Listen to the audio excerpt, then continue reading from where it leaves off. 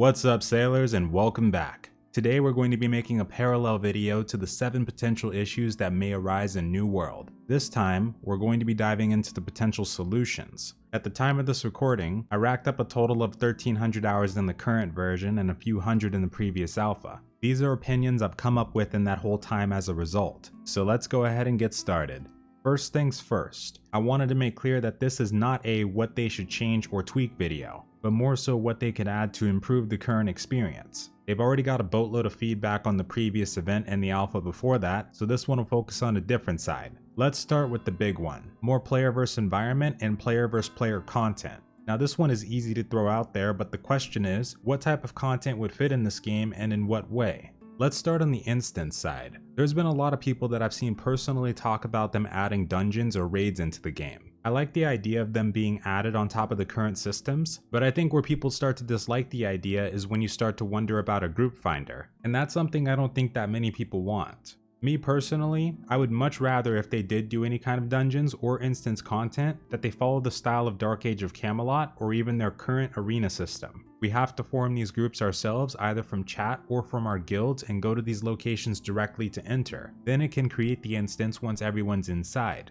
Some games I remember did have bulletin boards where you could advertise for that sort of thing as well. I think even that would work as long as they don't go for a group finder. Of course they would need to add raid groups in addition to this, which I was really wishing for after we did that world boss run. This would also serve as something that raid groups can't just zerg down, which I did notice some of the players having an issue with. On the open world side of things though, they definitely need more open world dungeons such as Mangled Heights and the Malevolence Tower, and also dynamic events. We know of a couple upcoming areas that haven't been officially released yet, such as Queensport and Reekwater. This gives me hope that they will incorporate more areas for us to take on challenging mobs and bosses. But we also need more dynamic events, guaranteed. This one I've been thinking about for a while. I think it would be great if they added ones like merchant caravan escorts, ones where enemies are continually spawning and coming at the payload, and you have to defend it with other people that show up. This can travel to other towns and give you a reward the longer you stay with it. Another is world bosses. We had some fun with the current ones, but they're more like field bosses than actual world ones. Alongside raid groups, we need bosses that will compensate for the zerging we can do. Take Black Desert Online for instance. Some of you know that I don't like a lot of things about that game, but one thing I can say, back when I still played, they had a hell of a boss system. The mechanics and sheer power of bosses like Red Nose, Zarka, or I'm sure the Dragon when they added it, were enough to stop an entire raid in its tracks. We need pieces of content that are so difficult for large groups that we need to memorize the mechanics, incorporate strategy, and face roll our keyboards to beat them. These should also by default have a good chance to drop legendaries. It would be great if they also added more tiers of gear like Ascended gear that's red colored for instance, because right now I don't think there's enough tiers to last us more than a few months or so, but hopefully they may already be working on that. Other pieces of content on the player versus environment side they could put in would be more PvE based arenas like the Spriggan, just with other bosses and hopefully more challenging mechanics, and like an NPC battle between real settlers of the island and the ancients or the corrupted. One thing I would really like to see is more human NPCs fighting in or being a part of the world itself, even if it's just them walking around in the city streets. We can't be the only ones on the island, and it would be nice to use them in more ways than just standing characters.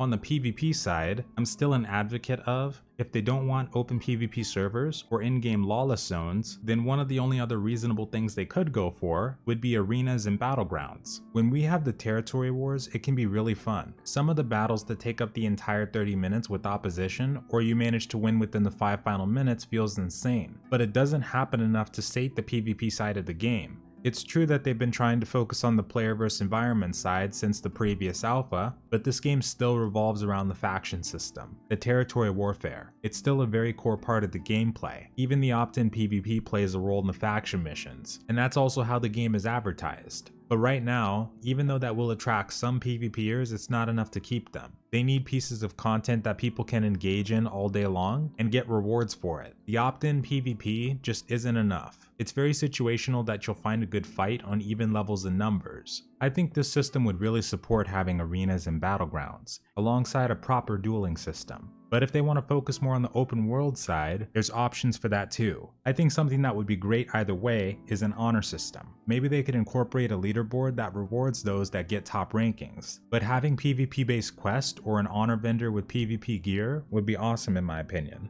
It's something to incentivize players that like to fight and give them their own way of progression. What I've learned about PvP players while playing these MMOs is that, including myself, they're very easy to please. You give them like 2 to 3 different battlegrounds in New World that you can queue for and enter all day, maybe just a 3v3 or 5v5 arena, and that's it. That entire side of the community would be satisfied for a very long time. You won't need to continually add more to it for it to be long lasting. ESO only has like a handful of them. I think World of Warcraft only has about 11, and even Final Fantasy XIV only has like 2 or 3 modes I think. I can only remember Feast and Front Lines. Something else that would be great for the open world side though, is open world points of interest that we can capture and fight over. Very similar to Elder Scrolls Online Cyrodiil campaigns, which to me is exactly what New World feels like to a degree. I think because the systems are so similar in terms of faction warfare, putting fortresses or watchtowers that we can battle for and earn rewards and influence would be a perfect fit, especially if you can do it all day long. Adding this in conjunction to an honor vendor would probably be a fine substitute to arenas and battlegrounds for a while, alongside PvP based dynamic events. These would be optional of course, but the moment you enter them, they flag you.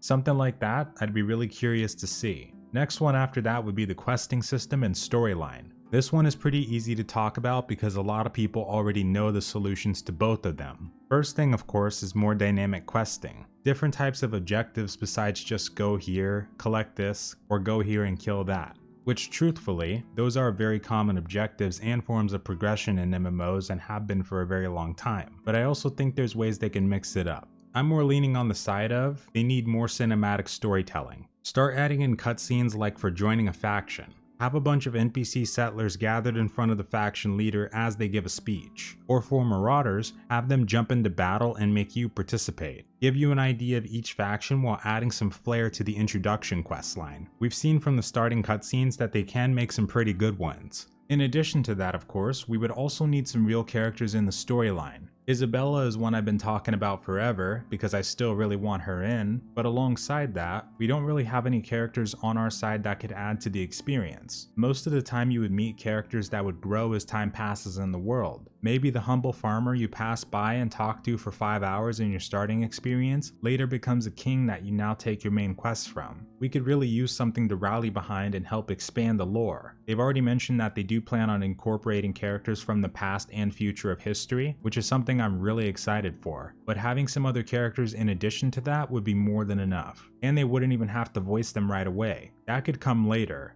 if it comes at all. Next thing would hands down be more customization. I'm talking about the character creator, armor and weapon designs, our houses, getting more customization with our weapon builds, such as weapons that stack specifically off dexterity like the upcoming rapier and spear, or maybe more weapons that build off intelligence and even focus. In addition to the great axe, hopefully greatsword, and other weapons we're waiting on. For the armor and weapon designs, I've touched on this before, but since they talked about how they wanted to make use of past civilizations, pulling weapon and armor designs from those time periods would be awesome for me. And I'm just guessing that they want to pull more from the past as opposed to the future. Even though it'd be hilarious, I don't think we'll be seeing rocket launchers and Gatling guns anytime soon. Would also be nice if we did have more tiers of gear though. Instead of just 5, maybe shoot for 6 or 7 after a big update.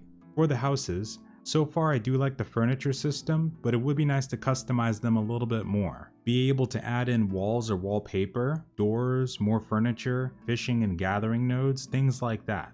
For the second to last one, this one is about world building.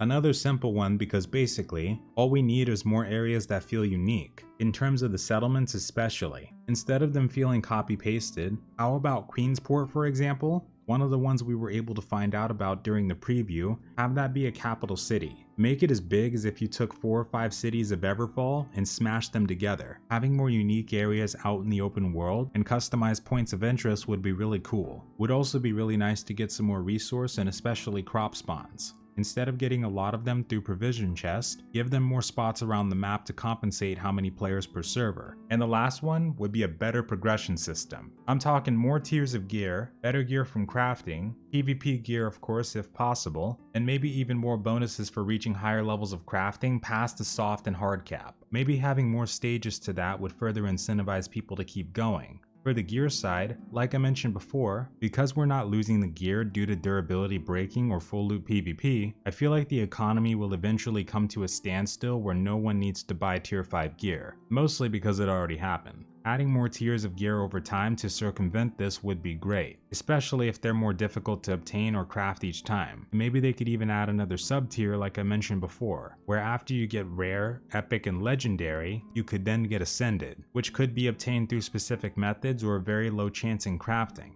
For the standing levels, we've already seen that it can go pretty high. There's already been some information data mined about it, but the last public showing we had showed that it can rise as high as 300 if you look at this footage. On the leveling side, I'm not sure if something like a champion point system would work here, like they had in ESO for example, or if they're planning to increase the level cap after big updates or expansions later down the line, but the previous suggestions for gear progression I would really love to see. But with that folks, those are 5 solutions that we might see in New World's future, alongside being the ones I would really love to see. Let me know if any of these support the ones you were thinking of or what you would like to see instead. Thanks so much for watching, have a wonderful night or day, and farewell.